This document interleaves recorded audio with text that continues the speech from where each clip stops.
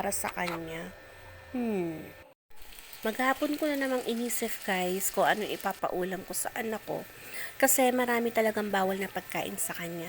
Buti na lang pagbaba ko ng shuttle, meron kaming nadadaanan doon na bilihan na budget talaga para sa pamilya, mga nakapak.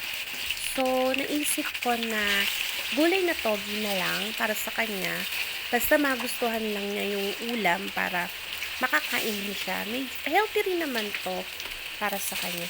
Dahil medyo kinakabahan ako at first time kong magluto. Guys, tara, panoorin nyo kung tama ba tong pagluluto ko na to para sa gulay na yan. Medyo aadan ko lang din siya ng, napansin nyo, may broccoli ako nilagay. Meron na akong broccoli nun sa bahay. Inilalaho ko lang din yun sa mga gulay para sa kanya.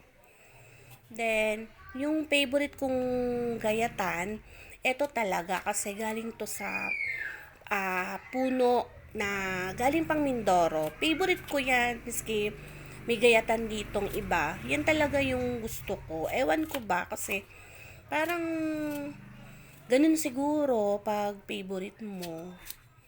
Diba? Gagayatin ko lang ng maliliit yung gulay. Kasi binili ko siya nakapak na. Tapos yung toge, ganun din, binabad ko na rin siya.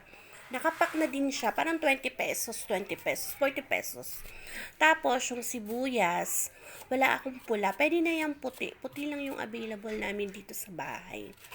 Gagayatin ko lang din siya para ilalaho ko din doon. Nga pala guys, yung toge, napansin nyo, nauna ko na siyang iprito habang binababad ko yung toge at gulay para dire-diretso na ako ng pagluluto pagkatapos. Tapos ko siyang lutuin. Kasi medyo matagal magprito. So, habang naggagayat ako, nagbababad, pinarito ko na siya para dire-diretso. Sana lang talaga magustuhan to ng anak ko at saka ng asawa ko pag umuwi.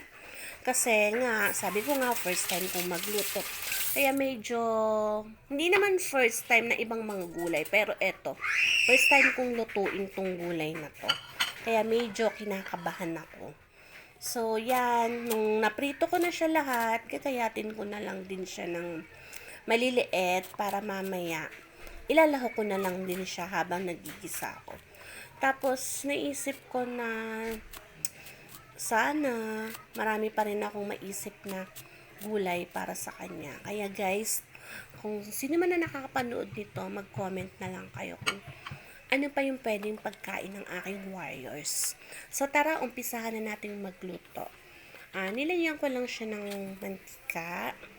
Konting mantika lang. Tapos, pag mainit na siya, ilalagay ko dyan yung sibuyas at bawang. Unahin ko syempre yung bawang kasi para medyo matigas siyang iluto.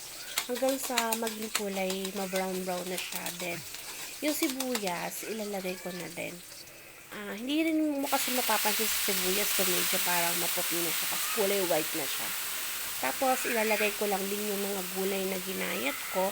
Sinama ko na dyan yung broccoli para hindi niya halata na may mga broccoli kasi minsan parang ayaw daw niya ng lasa nun. Siguro napapaitan or what, pero parang wala naman lasa. Then, sinabay ko na rin yung toge sa paglalagay para habang siya ginigisa, naluluto na rin siya. Tapos, gaganyan-ganin ko lang siya, lalagyan ko na siya ng mga pampalasa. Depende na rin siguro sa taste nyo kung anong lasa, kung anong madaming ilalagay nyo, kung asin or what. Pero ako, tiko konti lang kasi gusto ko, tama lang, medyo, tama lang sa anak ko yung lasa kasi siya naman yung importante na makakain dapat ng mga gulay. Tsaka, okay lang, kami na lang mag-a-adjust pag kulang sa ganito. Kami na lang ang magdadagdag.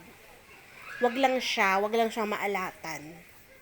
Pero sabi naman niya, pag nagluluto naman kami is tama lang naman daw sa kanya. Hindi ko talaga alam kung paano siya lutuin. So, ginisa-gisa ko na lang siya. Tapos, nilagyan ko rin siya ng kunting toyo para medyo may kulay naman. At, hihintayin ko lang siyang maluto. Tapos, titikman ko na kung may lasa siya talaga. Kung ano ba talagang lasa ng gulay na toge. kung katulad din ba yun ng mga nabibili natin sa canteen or sa mga restaurant or turo-turo, kung same na lasa lang siya.